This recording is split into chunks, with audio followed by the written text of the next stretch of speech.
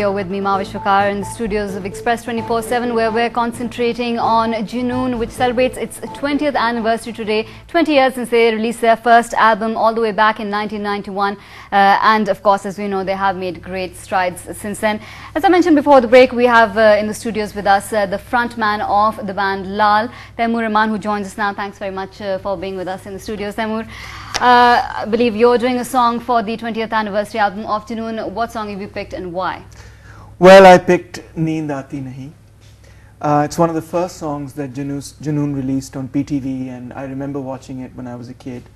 And it was on their debut album and so on, with a very nice sort of red sort of cover. And I used to play it constantly in my car and drive over the speed limit, to be perfectly honest with you. And I just loved the guitar riff, and I just loved the the melody and the way it had been arranged and put together. It was my favorite sort of teenage song. And so, redoing it meant going back to those years for myself and reliving that part of myself and being very nostalgic about, about that period, etc. At that time, Junoon just come out, with this sort of really different and new music. Popular music, as Salman just said, was derided often enough, and rock music was just something that was completely off the planet, off the scale altogether. Yeah.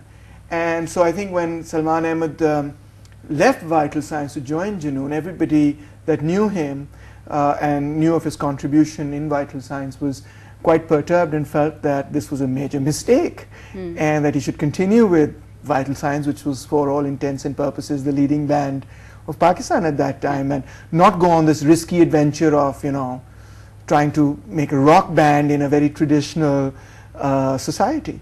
But he succeeded, and boy did he ever succeed. I mean, he succeeded in such a huge way that Junoon together, all three of them together, managed to change the very way in which Pakistani music was thought of, and the way in which artists began to present their music, the boldness with which they began to approach new music, new ideas, the boldness with which they began to approach new themes in music.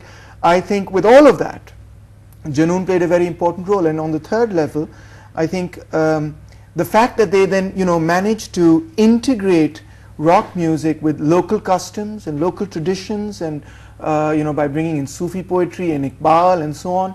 And I was quite surprised to actually hear Salman tell us that in the beginning people didn't accept that. And of course he obviously knows better than I do what feedback he got or what feedback Junoon got. But the feedback on our part was that it was amazing, because I mean when we heard all of that in our teenage years, it was amazing because till that point Iqbal and Bulle Shah and so many others had been relatively inaccessible to us, in the sense that there was this generation gap, there was this cultural gap, and now suddenly they were all accessible to us. So I think that it made for all these reasons and many more. I think Junoon was a harbinger and a pathbreaker. Certainly. Now the song you mentioned, Neend Aati Nahi, that you're doing for the anniversary album. What's been your interpretation of it? What different thing have you brought to the table while covering it?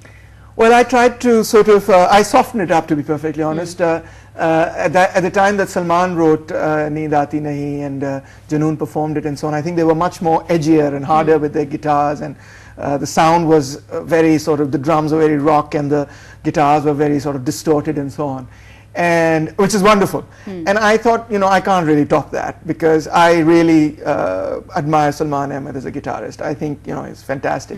When I was in my teenage years, he used to come over once or twice to meet my parents and so on.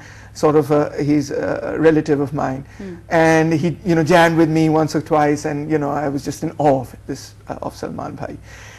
So I didn't think I could top his playing. It's just too it wasn't possible. Yeah. So instead what I did was that I brought in a lot of sort of southern jazz blues type of piano. I brought in a saxophone. I made it into a duet, and I tried to change the entire sort of look and feel of it to sort of give it a very totally different touch, and I hope that the audiences like it. It's the first love song that Laal has done. Ironically, I mean, people would have expected us that if you're doing a Junoon, if Laal is doing a Junoon cover, then you'd probably go and pick the most radical Junoon song you could ever find. but I sort of went completely the opposite way. I think it's sometimes good to surprise your audience and your fans by doing something of that sort. So it's the first love song that Laal has done, and well, I hope to, maybe I can, in the future, maybe I can do more Junoon, edgier, more revolutionary sort of Junoon songs or whatever. But I loved doing the song. I mean, part of the sort of, when you approach a song, sometimes songs just write themselves. And with Neend Aati Nahi, although of course the melody and the sort of harmonic structure is written down, but the rest of it, it just wrote itself, and within a few days I had the whole product ready. So it was wonderful. Well, what's it been like being part of this album, which, I mean, I could say it's a global initiative. There's so many national as well as international artists collaborating on it. How does it feel to be part of it? It felt great, to be honest. I mean, I'd been communicating with Salman for about a year now, since actually more or less a few months after the release of our album, Laal's album. A lot of people had begun comparing Laal to Junoon, because Junoon was the sort of first band to take up political and social issues, and we were also in the same sort of category, slotted in the same sort of category. And so Fahad, who's Salman's cousin and a friend of mine, he put us in touch again after many years. And so I'd been talking to Salman, and I'd been talking about the politics of the country. We hadn't really been talking about music, to be perfectly honest. We've been talking about so many other issues, about what was going on with terrorism, what was going on with just the general political atmosphere, and so many other things, and what we could do to change that. And Salman came up with this wonderful idea to start a movement of intellectuals and artists called ART, which stands for Aman, Rozi and Taaleem. And I just thought, that's exactly what Pakistan needs. We need peace, we need employment, we need education, and we need so many other things that are not necessarily within that acronym, but that acronym certainly describes them. So I became part of this movement, ART, and we began to sort of work together to build something up. I said to Salman, why don't you come over, and maybe together we can organize a speaking tour and a performance tour across colleges and so on. He was very interested. I said, I'll invite you to LUMS and so on and so forth. He was very interested. And then he came up with this idea, and immediately he contacted me and said, I want Laal to be part of this and so on. And I said, I didn't even have to think, bat an eyelid. I said, whatever you say. So fantastic. Yeah. You mentioned that when you released your first album, people did compare you with Junoon, of course, them being politically motivated as well. And as you know, Junoon's songs like Ehtisab, they were politically motivated, and they were banned by the government from state television. Did your band, it's based on mainly on political ideology, has your band ever gone through such an experience? We have recently. Surprisingly, when we came out with the album, there was a lot of sort of support for us within the mainstream media as well, because at that time the tilt of the mainstream media had definitely gone against the regime that was present. But since then, since 2008, and I felt that the struggle for democracy or against military dictatorship was in the main completed, and I felt that more pressing issues now need to be dealt with. And one of the main issues that I've been dealing with for the last 2.5 years now has been the issue of religious extremism. And I wanted to talk not just about how religious extremism is a bad thing, but also the role of our own establishment in setting that up in the last 30-40 years. And so I came out with a song by Habib Jaleh called Jhoot Ka Uncha Sar. And to my utter surprise, channels refused to play it on the pretext that it was too anti-army. So unlike the period in which Junoon was operating, when the government could sort of officially impose a ban, there was only one channel, etc. Now there's so many channels that the way in which this sort of takes place is very different. Now it's more of self-censorship and channel priorities and so on and so forth, etc. That sort of way of sort of just a conspiracy of silence against a particular piece of art that you don't appreciate for political reasons. But I was listening to Salman and Brian and the piece that you'd put together, Express had put together, and I think one enduring message that I take from their struggle is they really didn't give a damn whether people banned it, liked it, didn't like it. They believed in it, and they persevered. And I was sitting on that couch over here just listening to your show, and I thought, that's absolutely the approach that I should develop in myself. Why should I let them ban whatever they want to or dislike whatever they want to? It's something I feel strongly about, and I'm going to express it no matter what. That's fantastic. Lastly, what does it mean to be a Junoonie for you? Wow, I think it means well, of course, you know, the word itself means this passion, and that's something. Let me put it to you this way.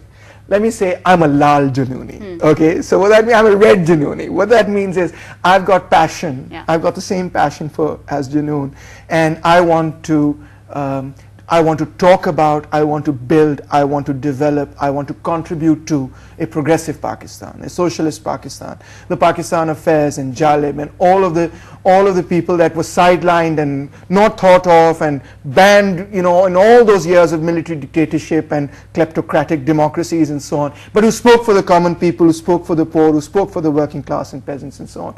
So yes, so in that sense, I'm a Laal Junooni that we're going to continue their progressive struggle. Well, we hope we can see a Pakistan like that soon enough. Do you want to sing us a little bit of the song that you've covered for Junoon? Sure, but why don't you sing with me? Why don't you at least hum a few? You know this song, so I think you should join me. I'll try, just a bit. Just a bit, okay?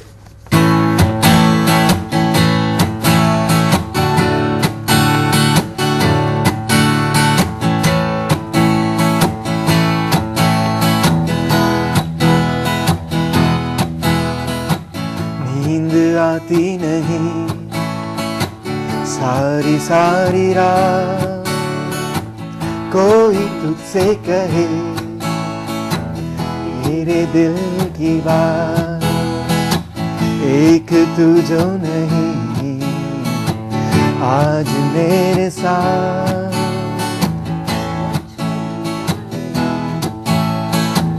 सारी कायनात और मेरे रास्ते हों कभी ना जुदा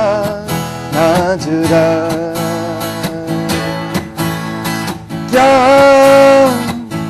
जाने कोई जिंदा है कैसे मेरी जान ये जिंदगी तो हो रही है आंगनों में जो साए जवां थे धूप में वो बिछड़ते कहाँ थे नींद आती नहीं.